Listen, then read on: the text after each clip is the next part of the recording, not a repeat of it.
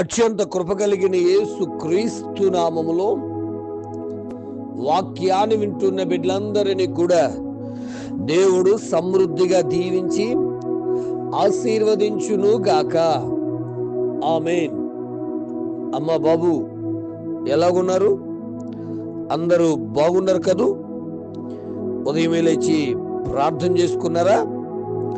పరిశుద్ధ గ్రంథాన్ని చదువుకున్నారా?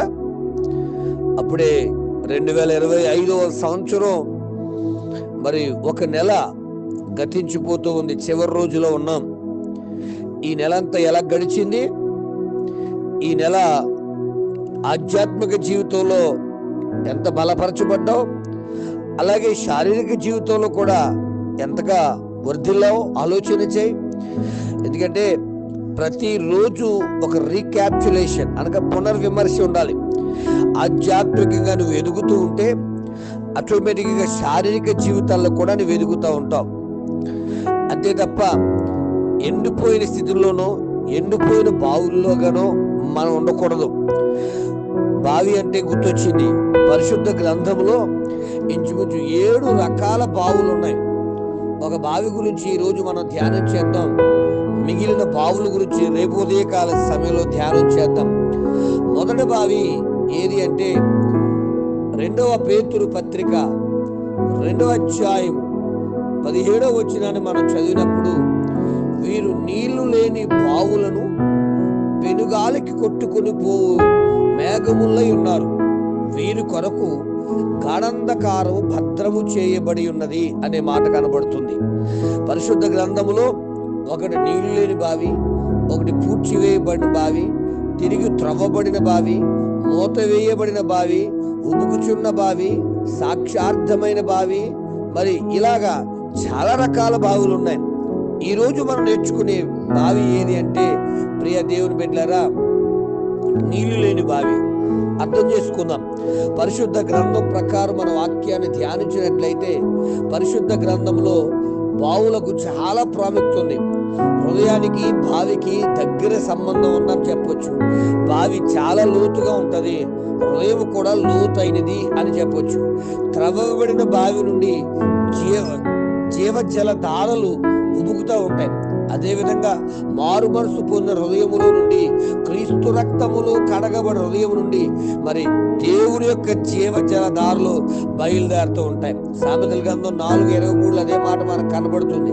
నీ హృదయములో నుండి జీవధారలు బయలుదేరును కాబట్టి అన్నిటికంటే ముఖ్యంగా నీ హృదయాన్ని భద్రంగా కాపాడుకోమని.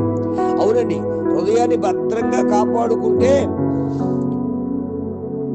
మనలోకి ఏ చెడు ఆలోచన రాదు. ఎందుకు అంటే ఇర్మియా 17:9 ప్రకారం, ఇర్మియా 17 అధ్యాయం 9వ వచనం ప్రకారం, హృదయం అన్నిటికంటే మోసకరమైంది, అది ఘోరమైన వ్యాధి కలది, దాన్ని గ్రహింపగలిగిన వాడెవడు అంటారు. బెడా, ఇప్పుడు మీకు అర్థమైంది కదా. వాక్య ప్రకారం బావి దేనికి పోలిక అంటే హృదయానికి పోలిక. ఇప్పుడు నేను చెబుతున్న పాఠం ఏమిటి అంటే, నీళ్లు లేని బావి. నీరు అంటే దేవుని వాక్యం, నీరు అంటే దేవుని వాక్యానికి పోలికగా సాదృశ్యంగా ఉంది. ప్రియా దేవుని బిడ్డ, నీ హృదయంలో వాక్యం ఉందా? దయచేసి గమనించండి. చాలా మంది హృదయాల్లో దేవుని వాక్యం లేదండి. వాక్యమే దేవుడై ఉండేను అనే మాట. అంటే చెప్పరా, దేవుడు నీ హృదయంలో నీళ్లు లేవంటే, నీ బావిలో నీళ్లు లేవంటే, నీ హృదయంలో వాక్యం లేదంటే ఎవరు లేరు? దేవుడే లేడు. దేవుడు లేకుండా బ్రతికేస్తున్నాం. యెహోవా తమకు దేవుడుగా గల జనులు ధన్యులు అన్న మాట మనం ధ్యానించాం. ఈరోజు పేరుకు మాత్రమే క్రైస్తవుడుగా నేను దేవుని పెట్టండి అంటున్నావు, ఆదివారం ఆరాధనకు వెళ్ళవు. నేను దేవుని పెట్టిన అంటావు, నియామక కూటాలకు వెళ్ళవు. నేను దేవుని పెట్టిన అంటావు, ఏదో నామకార్థం కొన్నిసార్లు వెళ్తూ ఉంటావు, పండగలకు వెళ్తూ ఉంటావు. కనీసం నీ సొంతంగా వాక్యాన్ని చదువు. జనవరి 1 నిర్ణయించుకున్నావు, ప్రతిరోజు ఉదయమే లేచి ప్రార్థిస్తానని, ఉదయమే లేచి వాక్యాన్ని ధ్యానిస్తానని, ఉదయమే లేచి నా కుటుంబంతో కలిసి ఆరాధిస్తానని. వాక్యం వింటున్న బిడ్డ, 31వ తారీఖు వచ్చేసింది జనవరి. మరి నీ హృదయంలో నీళ్లు అనేటువంటి దేవుని వాక్యం ఉందా? ఆలోచన చే. నీళ్లు లేని బావి ఏమైపోతుంది తెలుసా? పూడిపోతున్నా ఆలోచన చేద్దాం. దయచేసి పరిశుద్ధ గ్రంథం తెలియజేస్తుంది కదా, దయచేసి నీరు లేని బావులట దెయ్యాలకు నిలయాలు. ఈ దెయ్యాలు నీరు లేని చోట్ల వెతికి దెయ్యం తిరిగి వచ్చాట మళ్ళా పాత ఇంటికి వెళ్ళిపోతాడు, అది ఖాళీగా ఉందని చెప్పేసి మరొక 7 దెయ్యాలు తీసుకొస్తాట. జాగ్రత్త. నీరు అనే దేవుని వాక్యం అనే దేవుడు నీలో లేకపోతే నీ హృదయము దెయ్యాలకు నిలయంగా మారిపోతుంది. ఒక మాట చెప్తాను, నీరు లేకపోవడం కారణం ఏమిటి బ్రదర్ అంటే, ఒకవేళ వేసవకాలంలో ఎండ ఎక్కువగా ఉన్నప్పుడు కొన్ని బావులు ఏమైపోతాయి, ఎండిపోతూ ఉంటాయి. యోబు గ్రంథం 6వ అధ్యాయము 17వ వచనంలో మనకు ఆ మాట బాగా అర్థమవుతుంది. వేసవి రాగానే ఆ నీళ్లు మాయమైపోయి వెంట కలగానే తమ స్థలమును విడిచిపెట్టి ఆరిపోతాయి అన్నట్టుగా వేసవకాలంలో కొన్ని బావులు ఎండిపోతూ ఉంటాయి. వేసవి కాలము ఇక్కడ దేనికి సూచనంటే శ్రమకు సూచన. అనగా కొంతమంది శ్రమలలో, కష్టాల్లో, కన్నీళ్ళు, ఇరుకు ఇబ్బందుల్లో వారి జీవితాల్లో నీరు అనబడుతున్న వాక్యము. ఇంకేం దేవుళ్ళని ఎన్ని కష్టాలు ఉన్నాయి, ఎన్ని బాధలు ఉన్నాయి, ఎన్ని ఇబ్బందులు ఎదురయ్యాయి చూద్దాముల తర్వాత అని ఒకరోజు నిర్లక్ష్యంగా నువ్వు వాక్యానికి చోటు ఇవ్వడం మానేస్తే ఆ తర్వాత నీరు అనే వాక్యం నిర్ణయం లేకుండా పోతుంది. దేవుని వాక్యం ఉంటున్న దైవ జనాంగమా, ఆలోచిస్తున్నారా? మొదటి బావి నీరు లేని బావి, వాక్యము లేని బావి, అనగా దేవుడే లేని బావులు. బావి దేనికి పోలిక? హృదయానికి పోలిక. ఈ వాక్యం ఉంటున్న నీ జీవితంలో మరి నీరు అనబడుతున్న దేవుని వాక్యానికి చోటుందా? వాక్యం అనబడుతున్న యేసయ్యకు నీ హృదయంలో చోటుందా?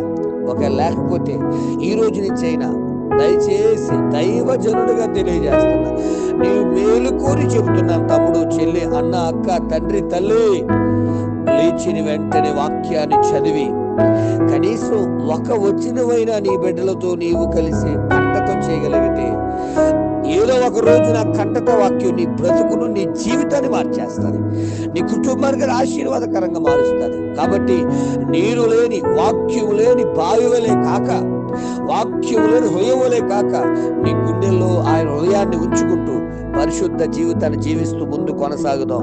దేవుడి మాటలు దీవించును గాక. ఆమేన్. పరమ తండ్రి, నీకు స్తోత్రాలయ్యా. ఉదయకాల సమయం చాలా స్పష్టమైన మాట మాతో మాట్లాడుతున్నందుకే నీకు స్తోత్రాలు. నీరు లేని బావి అనగా దేవుని వాక్యము లేని హృదయం. అయ్యా, వాక్యము లేని అంటే నీవే లేవునైనా. ఈరోజు చాలా మంది కుటుంబాల్లో నీ వాక్యానికి చోటు లేదునైనా క్షమించండి. ఈరోజు ఈ వాక్యం విన్న తర్వాత అయినా వారి జీవితాల్లో అయ్యా నీరు అనబడుతున్న వాక్యాన్ని కలిగి నిన్ను మహిమపరుస్తూ నీ సందులో ఎదిగే భాగ్యము దాయిచ్చే. అయ్యి ఇప్పటికే వేసవి కాలంటే శ్రమలాగా వారి జీవితాల్లో కష్టాలు ఎదురైతే వాటిని ప్రభువా జయించుటకు తగిన శక్తి దయచే. నీ వాగ్దాన బలము, నీ వాక్య బలముతో ఆ శోధనలు జయించుటకు తగిన అభిషేకమును, ఆశీర్వాదమును, దీవెనను, భద్రతను అనుగ్రహించి నడిపించి బలపరిచి మహిమ పొందమని, మీ రాజ్య వ్యాప్తి కొరకు నిలబెట్టమని, మహిమ పొందమని, ఘనతయు మహిమయు ప్రభావములు నీకే ఆరోపించుకుంటూ ఆశ్చర్యకరమైన కార్యములు మీ బిడ్డల జీవితాల్లో ఈ వాక్యం ద్వారా జరిగించమని, వాక్య సమృద్ధితో నిన్ను మహిమపరిచే భాగ్యం దయచేయమని యేసు నామమున అడుగుచున్నాను తండ్రి. ఆమేన్. ప్రార్థన అవసరం కొరకు నా సెల్ నంబర్ 9866958571. ప్రభు కృప మీకు తోడుగా ఉండును గాక. ఆమేన్. అందరికీ